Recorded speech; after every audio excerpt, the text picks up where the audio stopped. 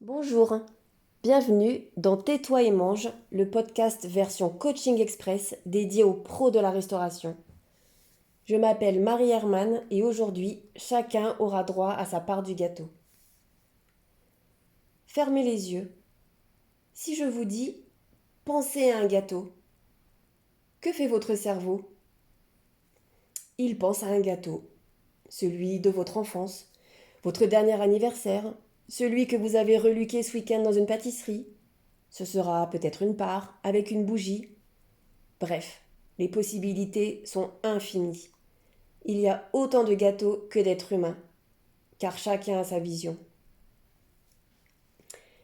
Maintenant, si je vous dis, fermez les yeux, mais surtout, ne pensez pas à un chien. Que se passe-t-il ? À quoi pensez-vous ? À un chien. Pareil, il y aura autant de chiens que d'êtres humains. Un chihuahua, un husky, dans sa niche, sur le canapé. Pourquoi ? On ne peut pas demander à notre cerveau de ne pas penser ou de penser moins. Une info reste une info. Tout ça pour dire deux choses. La première, notre cerveau n'obéit pas très bien. Il est difficile de contrôler sa pensée, celle qui arrive dans notre cerveau.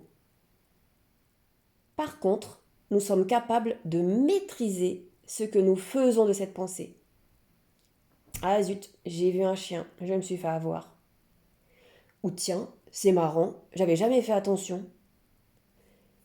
Une voiture me coupe la route. Mon cerveau reçoit l'info. Je freine. Mon instinct. Après, je peux traiter cette info. Je décide de la suite. Fais attention, espèce de connard. Ou allez, maintenant que t'es engagé, bah vas-y. Ou même, allez-y monsieur, je suis pas pressé. La deuxième chose, nous avons chacun notre façon de réagir selon notre expérience, notre vécu, notre histoire. Si un jour j'ai eu un accident parce que quelqu'un m'a coupé la route, alors ma réaction peut être très forte et agressive, car cela aura réveillé un traumatisme. Où est-ce que je veux en venir ? Lorsque nous communiquons avec notre entourage, nos amis, famille, nos collègues, chacun communique avec sa propre vision de sa réalité. Chaque mot qui sort de notre bouche a une histoire. Chaque réaction est due à un vécu. Nous sommes conditionnés depuis notre enfance. On apprend à dire merci, pardon, on met un slip le matin, on se brosse les dents.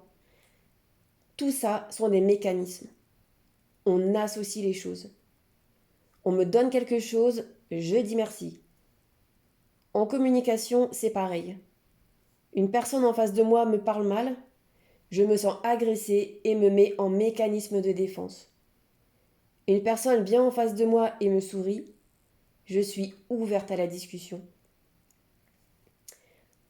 Ce qui est important de se souvenir est que chacun communique et pense à sa façon. Bien communiquer, c'est prendre en compte l'autre, son environnement et son histoire. Et vice-versa. L'autre devra prendre en compte mon mécanisme. Pour cela, je peux lui expliquer mes attentes. Par exemple, lui dire « J'ai besoin de savoir ce qui se passe, j'ai besoin de comprendre, etc. » Si la personne en face de moi est timide et réservée, je m'adresserai à elle sans la brusquer. Par contre, si la personne en face est agressive, j'aurai tendance à vite monter dans les tours et là, c'est le clash assuré. De quelle manière dois-je adapter mon discours pour la faire redescendre, désamorcer la situation et parler de manière calme ? Tenez, un collaborateur arrive en trombe dans mon bureau. J'en ai marre, je cours comme un con et j'ai jamais droit à un merci.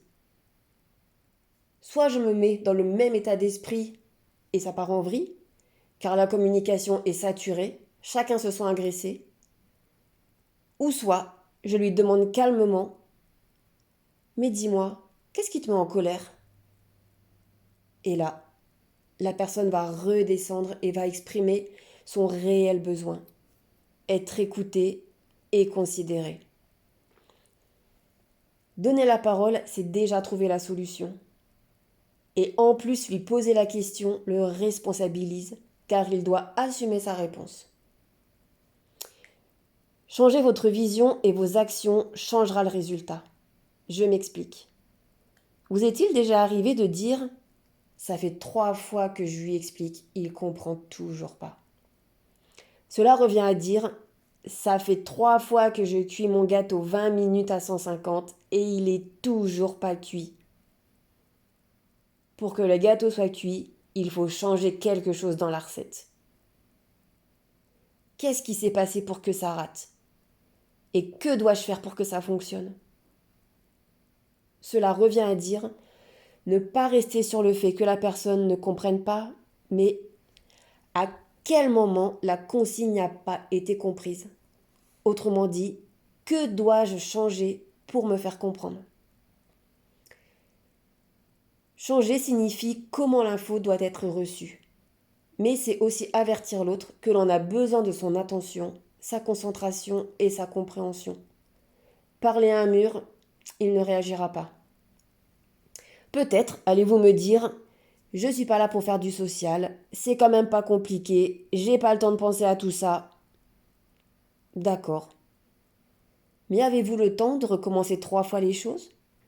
Avez-vous le temps de répéter encore et encore? Qu'avez-vous à gagner? Et vous alors? Qu'allez-vous changer? Et quand? Merci de votre écoute et à bientôt dans Tais-toi et mange.